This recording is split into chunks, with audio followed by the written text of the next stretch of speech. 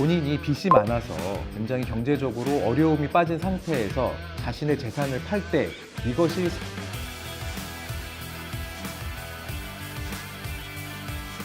안녕하세요. 유돈로우 채널의 김유돈 변호사입니다. 이번 시간은 사회행위 취소 소송에 대해서 좀 알아보려고 합니다.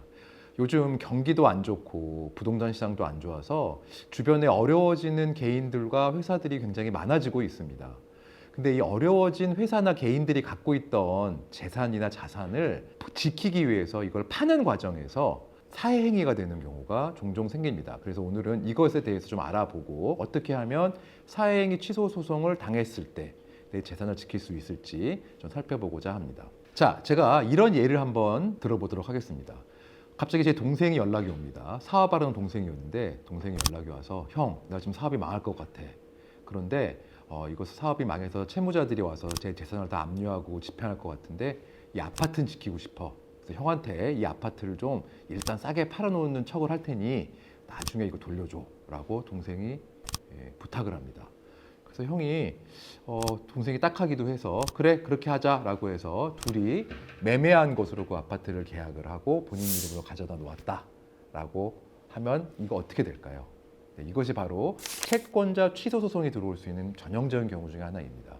자, 나중에 이 동생의 채권자들이 와서 보면 나중에 보니까 이 아파트를 자신의 빚을 갚는 데 쓰기 위해서 압류해서 집행하려고 봤더니 형 이름으로 가 있는 거예요. 근데 이 아파트가 넘어간 경위가 좀 석연치가 않습니다. 이거는 진짜로 채권자인 자기를 해할 의사로 생긴 거래다. 그래서 채권자 취소 소송을 이 아파트를 사간 형한테 하는 것입니다. 그렇게 되면요, 형은 아파트를 그대로 등기가 말소돼서 채권자들한테 돌아갈 수 있는 상태로 되기 위해서 원상 회복시켜야 되는 상태가 될 수 있는 것입니다. 자, 제가 방금 말씀드린 그 사례에 적용되는 민법이 406조 1항입니다. 406조 1항에 보면요, 자, 채무자가 그러니까 여기서 말하면 동생이 자신들의 채권자를 해할 것을 알고 이 재산권을 목적으로 한 법률행위를 한 때에는 채권자가 그 취소를 하고 원상회복을 법원에 청구할 수 있다라고 규정을 하고 있지 않습니까? 그래서 이러한 법률이 적용되는 구조는 이런 바로 삼면 관계가 생기게 됩니다. 그래서 채권자와 채무자가 있는데 채무자가 자신의 재산을 사회 의사를 가지고 파는 경우 이 수익자에 대해서 이 채권자가 그거를 돌려달라, 원상을 회복해라 라고 취소할 수 있는 것입니다. 이 사회행위 취소 소송에서 제일 핵심이 되고 중요한 포인트는 바로 이것입니다.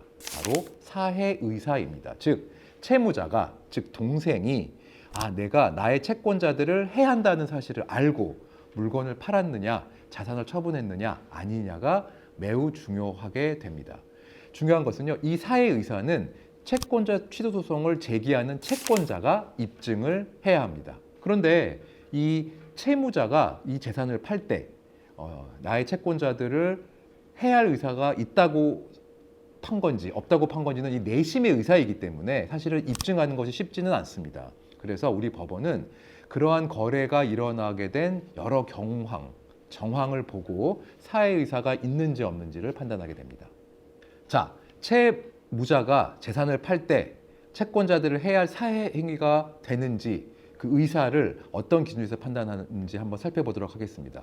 우선은요, 이 재산을 팔 때 채무자의 유일한 재산을 팔았는지, 유일한 재산을 팔게 되면은 어떤 채권자들을 해야 할 의사가 더 명확해지겠죠.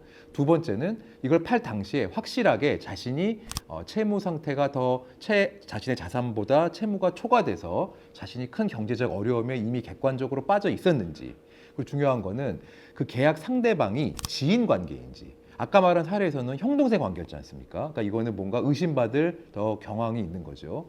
그리고 네 번째는 형과 동생 사이로 말하면 아까 그 둘 사이의 계약에 통상의 계약의 모습대로 됐는지를 모두 살펴서 이것이 채무자가 사회 의사가 있었는지 없었는지를 판단하게 됩니다.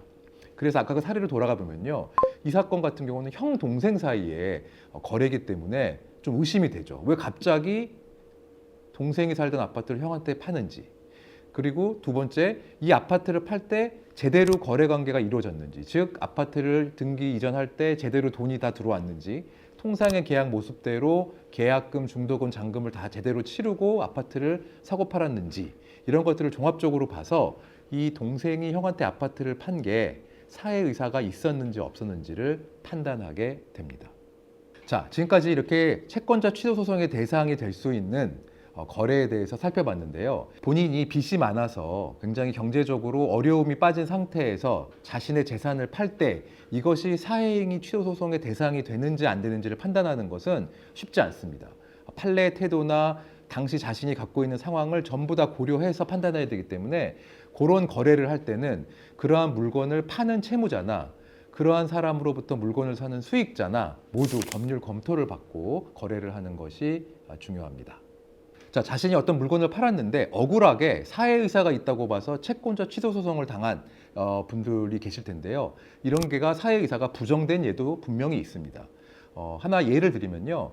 매매대금이 모두 지급이 되었고 그 매매대금이 부동산 시가 상당한 금액이었고 이러한 거래가 공인중개사의 중개하에 매매계약이 이루어졌다면 잔금일자가 계약일 바로 다음이고 잔금이 지급되지 않았는데도 소유권 이전 등기가 격려된 약간의 일반적인 거래와 다른 거래일지라고 하더라도 사회의사가 부정된다라고 판단한 판례도 있습니다. 그렇기 때문에 여러분 자신이 사회의사가 될지 안 될지는 여러 가지 사정을 종합적으로 검토해야 된다는 점 다시 한번 강조드립니다. 자, 그래서 오늘의 와디프는 사업을 하던 친한 친구가 사업이 너무 어려워져서 자기 아파트를 싸게 팔겠다고 찾아온다면 나는 이 행위가 사회행위 취소소송의 대상이 될 수도 있겠구나 라는 점을 인식하고 이 거래가 지인 거래이기 때문에 오해를 받을 수도 있겠다 라는 점도 인식하면서 통상의 거래대로 공인중개사를 통해서 제값을 주는 방향으로 계약을 해야지 된다고 생각을 할 것이며 이런 계약이 문제가 없는지 변호사의 자문을 꼭 받을 것입니다.